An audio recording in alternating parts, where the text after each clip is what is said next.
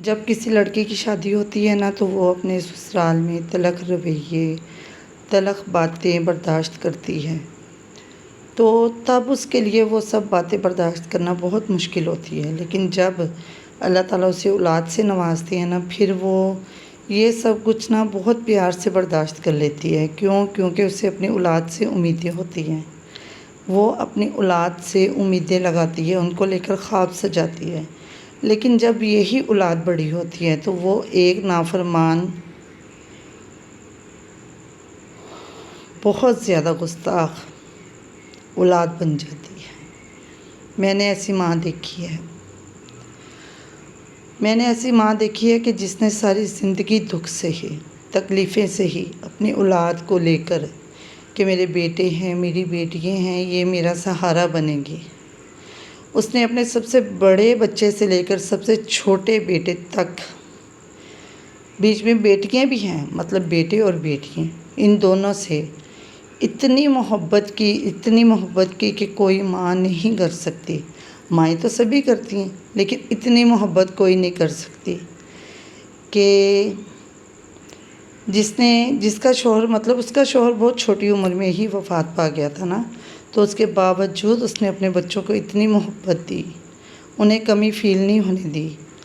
تو اب اولاد نے کیا کیا؟ اولاد نے بدتمیزی کی، نافرمانی کی، گستاخیاں کی، یہاں تک کہ وہ بیچاری دنیا سے ہی چلی گئی۔ اور میری ریکویسٹ ہے ان لوگوں سے کہ جن کے ماں باپ ہیں، پلیز اپنے ماں باپ کا خیال رکھیں، ان کے پاس بیٹھیں، ان کے ساتھ ٹائم سپینڈ کریں، ان سے پوچھیں کہ اگر ان کو کسی چیز کی ضرورت ہے تو وہ دیں، ان کی ضروریات پوری کریں جیسے کہ انہوں نے ہماری کی ہے۔ کہتے ہیں نا کہ ماں کی قدر کریں، کیونکہ بعد میں قدر کرنے کا کیا فائدہ جب چڑیاں چگ گئی کھیت۔ جو پھول آپ لوگوں نے ماں باپ کی قبر پہ رکھنے ہیں نا، وہ انہیں زندگی میں دے دیں۔ یہ دنیا کے جن کاموں میں ہم لگے ہوئے ہیں نا، کہ اب بیٹیاں ہیں، لڑکی ہیں، وہ یہ سوچتی ہیں کہ ہمارے سسرال والے ہم سے خوش ہو جائیں، میرا شوہر میرے سے خوش ہو جائے، میں اپنے سسرال کی ذمہ داریاں پوری کروں، میرا گھر بس جائے۔ بیٹا کہتا ہے جی میں اپنی بیوی بچوں کی ضروریات پوری کروں۔ اب ان سب چکروں میں ہم اپنے ماں باپ کو بھول جاتے ہیں، چاہے لڑکی ہے چاہے لڑکا ہے۔